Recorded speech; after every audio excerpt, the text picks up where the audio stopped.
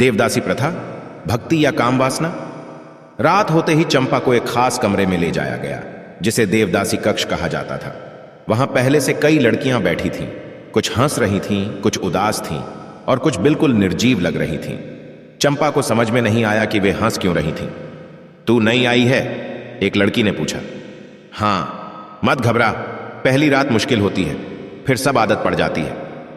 चंपा कुछ पूछती उससे पहले ही वहां एक आदमी आ गया। क्या ईश्वर सच में स्त्रियों का सम्मान करता है या फिर वह भी पुरुषों की तरह केवल उनके शरीर को पूजता है? मंदिर के ऊंचे गुंबद के नीचे एक नन्ही सी लड़की खड़ी थी। उसकी आंखों में सवाल थे। यह वही जगह थी जहां हर रोज हजारों लोग श्रद्धा से सिर झुकाते थे, लेकिन आज यह मंदिर गूंगा लग रहा था, जैसे वह खुद अपने भीतर दबी सच्चाई पर शर्मिंदा हो। दीपकों की लौ में अजीब सी कंपी थी, जैसे वे भी इस अन्याय का विरोध करना चाहते हों। उस लड़की का नाम था चंपा और वह नहीं जानती थी कि उसका बचपन अब यहीं पर दम तोड़ने वाला है। चंपा, अब से तू भगवान की पत्नी बन गई। पुजारी के इन शब्दों के साथ ही पूरा मंदिर हरि ओम के जयकारों से गूंज उठा। चारों ओर पुष्पों की वर्षा हो रही थी, ढोल नगाड़े बज रहे थे और लोग इस पुण्य कार्य का उत्सव मना रहे थे। लेकिन चंपा के नन्हे दिल में डर समा गया। 7 साल की चंपा, जो अब से देवदासी बन चुकी थी, समझ नहीं पा रही थी कि आखिर ये कैसी शादी है जिसमें न तो दूल्हा है न ही कोई सुहागन बनने का उत्साह। उसने अपनी मां की ओर देखा जो सिर झुकाए खड़ी थी। शायद उसकी आंखों में भी आंसू थे, लेकिन उसने अपनी बेटी की बलि अपने ही हाथों दे दी थी। मंदिर के प्रमुख पुजारी ने घोषणा की, अब यह कन्या अपने जीवन को देवता की सेवा में समर्पित करेगी। यह अब से पवित्र है, निर्मल है और इसे सांसारिक बंधनों से कोई वास्ता नहीं। लोगों ने ताली बजाई, लेकिन उसी भीड़ में एक आदमी ऐसा भी था जिसने यह घोषणा सुनकर हल्की सी मुस्कान दी। वह था राय साहब, राजा का प्रमुख सलाहकार। रात होते ही चंपा को एक खास कमरे में ले जाया गया जिसे देवदासी कक्ष कहा जाता था। दोस्तों, अगर आपने अभी तक हमारे चैनल को सब्सक्राइब नहीं किया है तो अभी सब्सक्राइब करें, वीडियो को लाइक करें और कमेंट में बताएं कि आपको यह कहानी कैसी लगी। वहां पहले से कई लड़कियां बैठी थीं।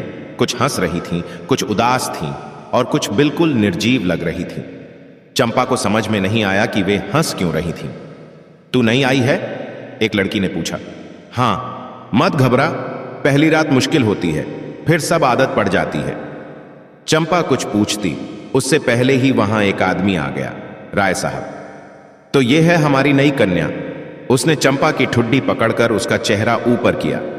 देखो, डरने की जरूरत नहीं, तुम्हें भगवान की सेवा में लगाया जाएगा। राय साहब की मुस्कान देख चंपा को पहली बार समझ में आया कि यहां भगवान की सेवा का असली मतलब क्या है। उस रात वह बच्ची चीखती रही, लेकिन मंदिर की दीवारें इतनी मोटी थीं कि उनकी आत्मा कब की मर चुकी थी। समय बीतता गया।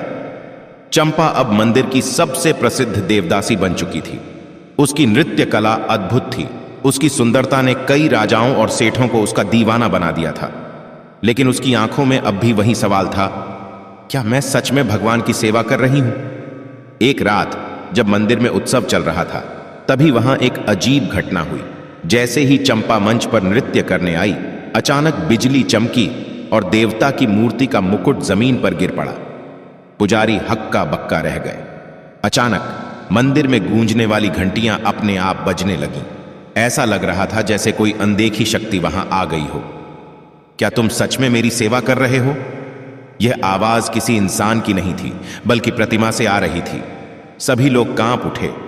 तुमने मासूम लड़कियों को मेरी सेवा के नाम पर बेचा, क्या यही तुम्हारी भक्ति है? लोग डर से घुटनों के बल गिर पड़े। पुजारी ने कांपते हुए कहा, प्रभु, हम तो आपकी सेवा कर रहे थे।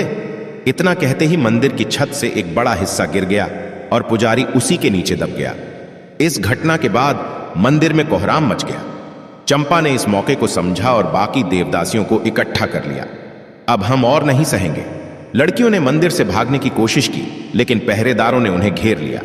तभी गांव के कुछ साहसी युवक वहां आ गए। उन्होंने पहरेदारों से लड़ाई की और एक एक करके उन पापियों का अंत कर दिया। राय साहब भागने की कोशिश कर रहा था, लेकिन चंपा ने उसे पकड़ लिया। रुक जाओ देवी, उसने गिड़गिड़ाते हुए कहा। अब मैं सिर्फ देवी नहीं, एक नारी हूं, जिसे अबला मत समझो। चंपा ने मंदिर की मशाल उठाई और उसे राय साहब की ओर फेंक दिया। देखते ही देखते उसकी चीखें पूरे मंदिर में गूंज उठीं। इस घटना के बाद गांव के लोगों ने देवदासी प्रथा को खत्म करने की शपथ ली। चंपा और बाकी देवदासियों को अब आजादी मिल गई थी। गांव की औरतों ने चंपा को स्वतंत्रा देवी की उपाधि दी और मंदिर को एक आश्रम में बदल दिया गया, जहां देवदासी प्रथा से मुक्त हुई स्त्रियों को शिक्षा दी जाती थी। आज भी जब कोई लड़की उस मंदिर के पास से गुजरती है तो उसकी आत्मा चंपा के साहस को महसूस कर सकती है, क्योंकि भक्ति और भोग में बहुत अंतर होता है। भक्ति प्रेम और सम्मान मांगती है और भोग केवल शोषण करता है।